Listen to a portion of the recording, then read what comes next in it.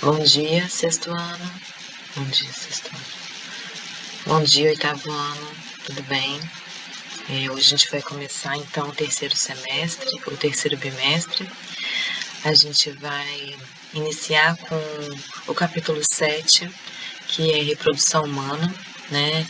Então essa imagem é uma imagem de Renoir, um artista renascentista super importante, que traz uma imagem então de uma mulher amamentando, e essa imagem nos faz então pensar o que a amamentação então tem a ver com o que ela está relacionada com a reprodução, né? E qual que é a importância da reprodução dos seres vivos, né?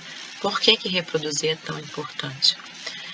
E qual que é a importância, né, do papel, né? A gente está vendo a imagem de uma mulher, mas qual que é a importância do homem, né, para a reprodução humana? Então, são esses os viés, assim, a gente vai estudar bem detalhadamente a reprodução humana, e é um capítulo bem legal. Então, vamos começar.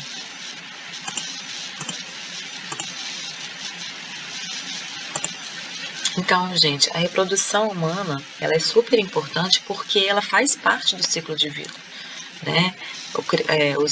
Os seres vivos, para ter um ciclo de vida, eles nascem, crescem, vão se reproduzir para depois morrer. Essa é a ordem, né?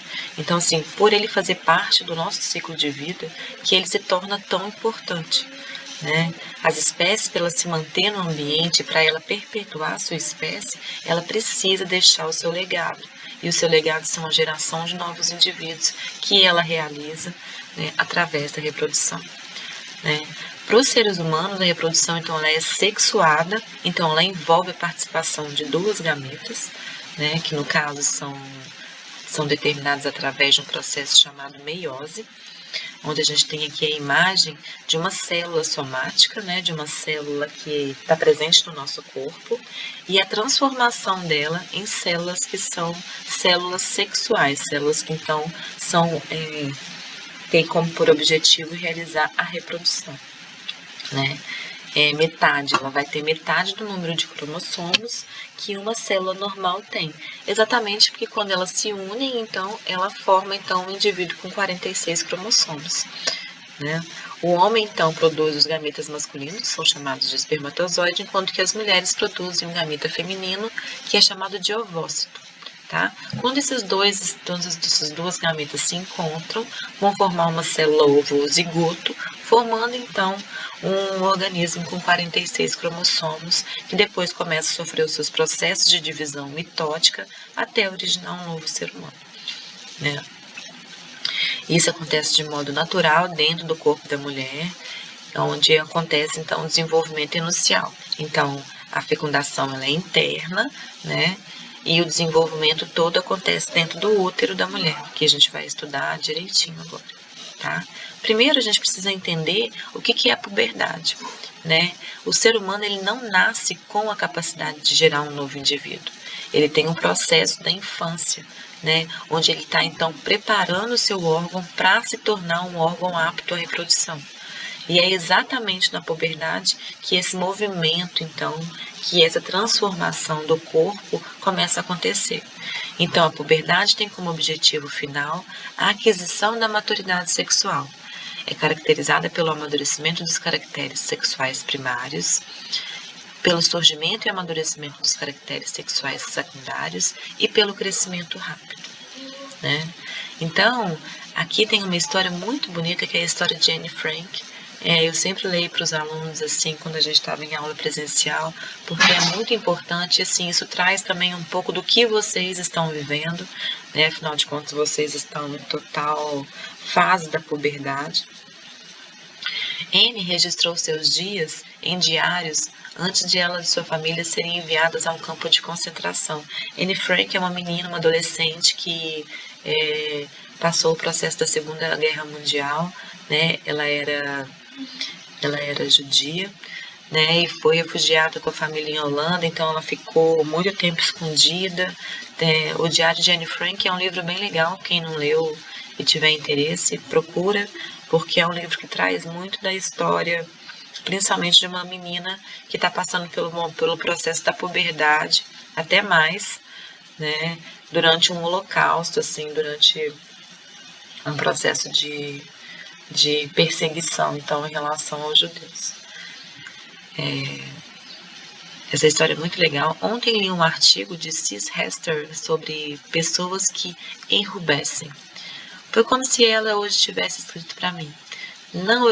Não que eu enrubeça com facilidade. Enrubescer é ficar com a cor vermelha, tá, gente? Mas o restante do artigo tinha a ver. O que ela diz, basicamente, é que durante a puberdade as meninas se recolhem em si mesmas e começam a pensar nas mudanças maravilhosas que acontecem em seus corpos. Sim, sinto isso também, o que provavelmente é o motivo da minha vergonha recente com relação a Margot, mamãe e papai. Por outro lado, Margot é muito mais tímida do que eu e mesmo assim não fica nem um pouco envergonhada. Acho que o que está acontecendo comigo é maravilhoso e não falo somente das mudanças que acontecem no exterior do meu corpo, mas também do que ocorre por dentro. Nunca comento essas coisas com os outros e é por isso que tenho que falar sobre elas comigo mesma. As meninas da minha idade se sentem muito inseguras consigo mesmas e mal estão começando a descobrir que seus indivíduos com ideias, pensamentos e hábitos próprios. Então, isso aqui é uma menina, né, que está começando a se descobrir. Ela está começando a entrar no processo da puberdade e está reconhecendo nela mesma mudanças no corpo. Então, a gente pode ver, gente, no diário, a puberdade ela envolve mudanças tanto físicas como comportamentais, né? Mudanças de pensamento, um momento de mais introspecção, que é super normal para a idade que vocês estão. Né? Então, quando a gente cresce, o nosso corpo vai passar por várias modificações. E é durante a puberdade que elas vão ser mais evidentes, né? Esse aqui é uma criança, né? Na infância. Isso aqui é um garoto na puberdade e depois um garoto na fase adulta, né? Então, vão ter alterações dos hormônios sexuais, que são a testosterona que a gente estudou semestre passado, lembra? Então, 2 hormônios sexuais, 3, né? No caso dos homens é a testosterona e no caso das meninas é o estrógeno e a progesterona.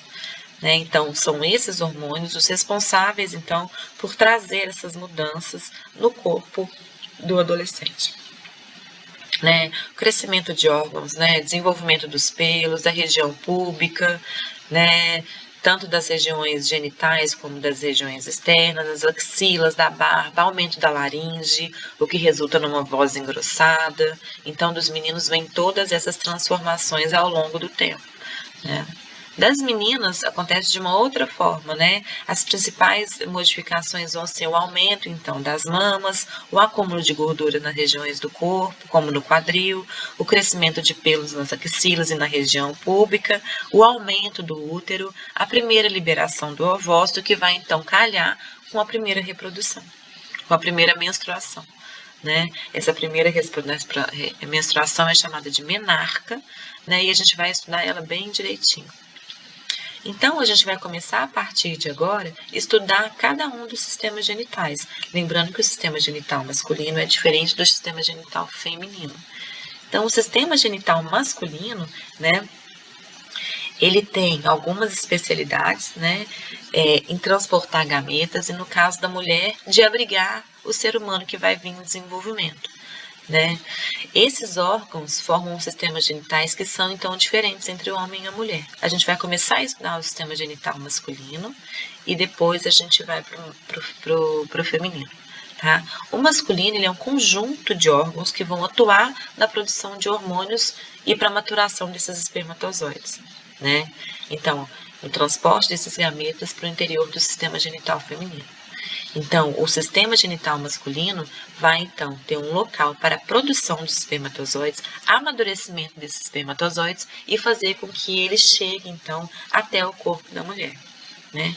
Quais são, então, os órgãos, estruturas apresentadas acima que são responsáveis pela produção das gametas, né? Então, aqui a gente vai ver as estruturas que vão compor o sistema genital masculino.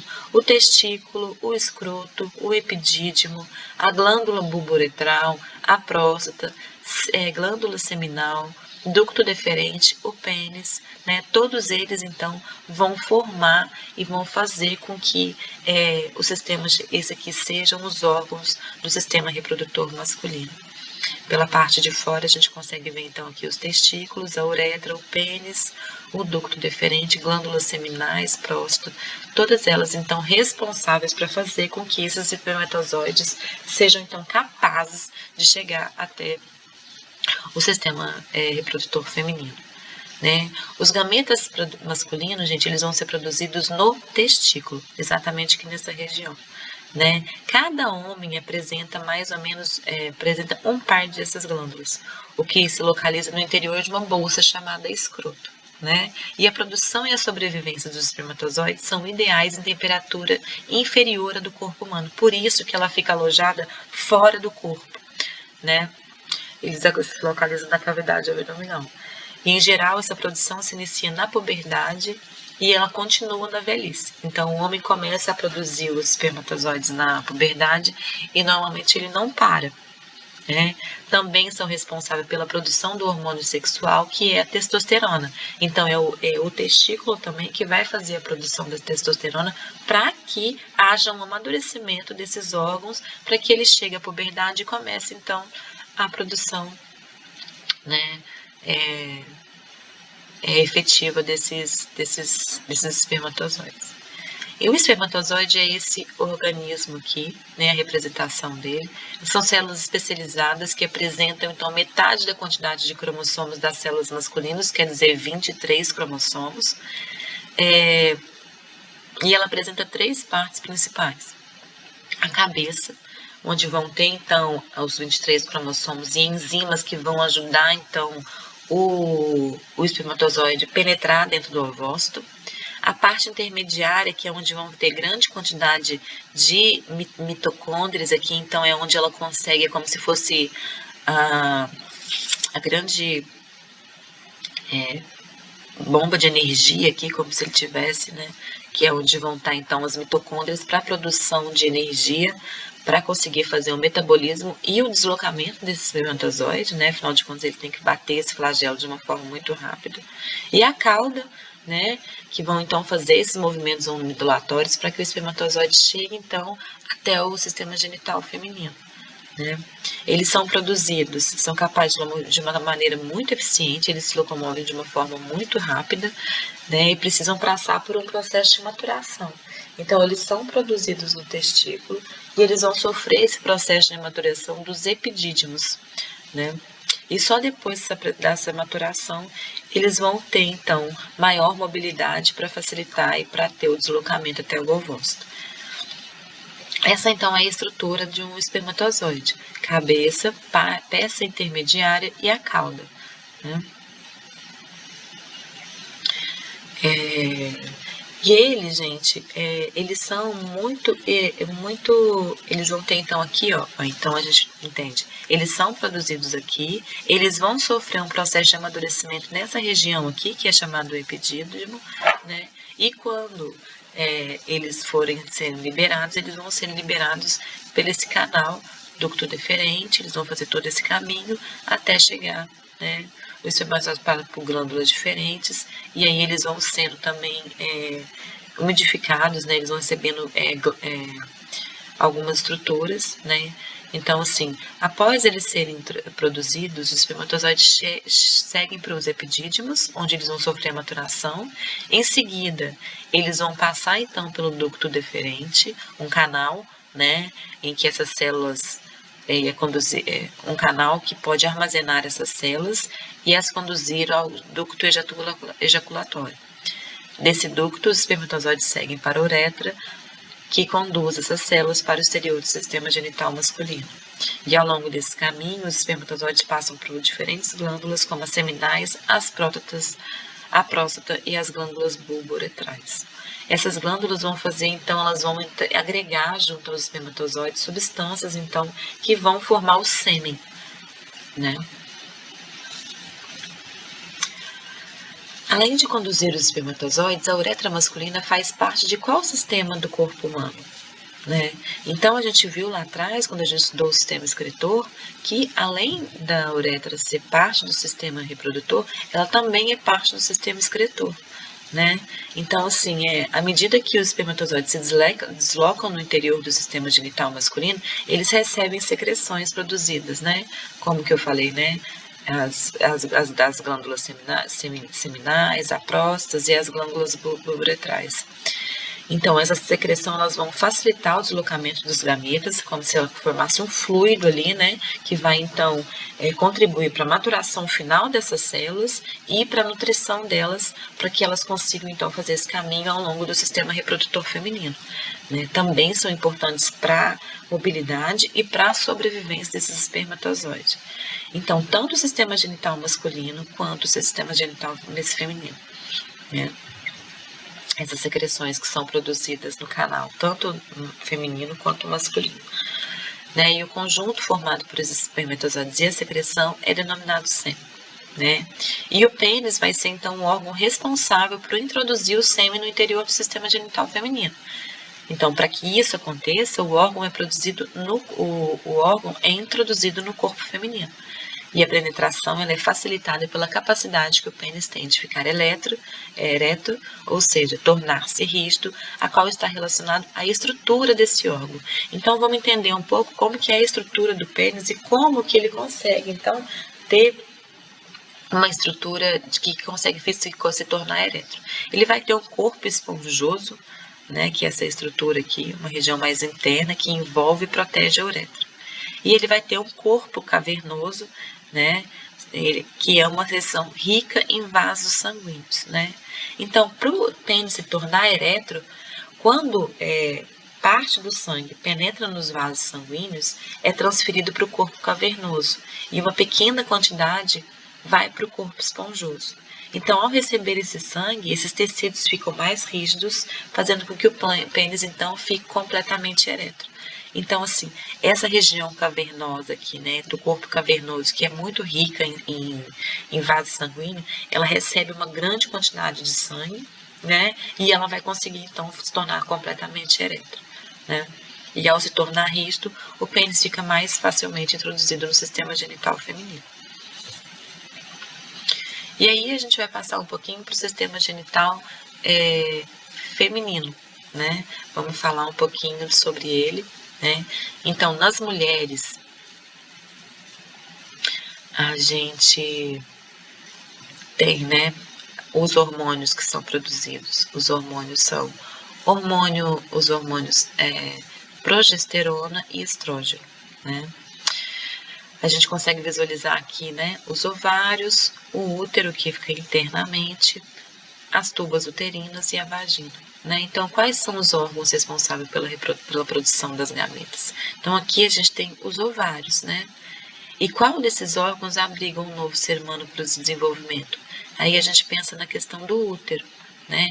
O sistema genital feminino, gente, é um órgão muito bonito, né? Ele vai ter um par de ovários que produzem, então, os ovócitos e vão produzir esses hormônios, que são o estrógeno e a progesterona.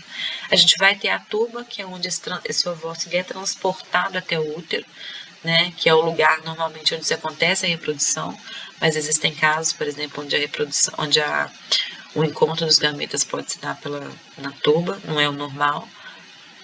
O útero é onde o zigoto fica fixado, né, durante a gravidez, e é onde ele vai se desenvolver para formar um novo ser humano. E a vagina é o órgão, então, que recebe, então, o pênis e o ato sexual, e é o canal por onde ocorre o nascimento de maneira natural, né? Então, a gente consegue visualizar aqui a gente consegue ver o intestino, a nossa coluna vertebral, aqui o nosso intestino, né? Essa daqui é a nossa região, então. Aqui a gente vai ter, então, a vagina. Aqui a gente tem a nossa uretra, né, o sistema seletor. Aqui a gente vai ter a nossa vagina, o útero e aqui o ovário, a tuba uterina. Lateralmente, essa é a visualização que a gente tem, né? Além disso, né, o nosso corpo externo, né, o nosso órgão está todo internalizado, mas o nosso corpo externo, a região externa, é formada por pudendo feminino, que antigamente era chamado de vulva, né? Que essa é uma região onde vai ser protegida, é uma região onde se protegem os órgãos para a entrada da vagina e da uretra. Então, a gente vai ter o ósteo, a gente vai ter os lábios menores, os grandes lábios, né? Os lábios maiores, os lábios menores, que protegem a entrada da vagina e da uretra. E o pudendo feminino também está os clitóris, que é a estrutura que tem a capacidade de ficar ereta, que é o lugar onde a mulher sente o prazer. E as mamas, né, é um lugar muito importante, né, a importância das mamas para a reprodução é ela, então, que vai fazer com que esse bebê, quando nasce, seja nutrido, né, durante alguns meses após o seu nascimento, e está completamente relacionado, então. Então, durante a gestação, esses hormônios que são produzidos, eles vão agir na mama. Não sei se vocês lembram que a gente falou a questão da prolactina. Então, são muito importantes, né? E aqui a gente vai falar um pouquinho do câncer de mama. É super importante porque a gente tem casos cada vez maiores, né, desses. E aí a gente vai falar um pouquinho da produção de ovócitos, mas eu vou falar na próxima aula. A gente já tem 20 minutos de aula, então eu vou terminar e na próxima aula a gente começa falando um pouquinho mais dos ovócitos, tá bom? Então é isso, pessoal. Espero que vocês tenham gostado. E na próxima aula a gente volta falando um pouquinho mais do sistema reprodutor feminino. Agora a gente vai para conversar um pouco, fazer um pouco de exercício, tá bom? Um abraço.